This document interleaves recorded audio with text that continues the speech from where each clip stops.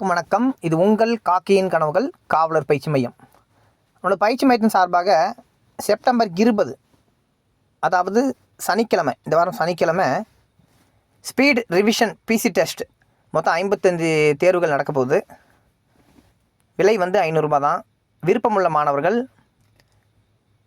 9361886627 என்ற எண்ணிற்கு தொடர்பு கொள்ளலாம். அதே மாதிரி நம்ம தொடர்ந்து வரலாறுலேருந்து 1000 முக்கிய வினாக்கள்லேருந்து பார்த்துட்டு வரோம். வாங்க கொஸ்டின்குள்ளே போகலாம். ஃபர்ஸ்ட் கொஸ்டின், ஜீனாகத் கிர்னார் கல்வெட்டு யாருடையது? Answer option B, Rudradaman.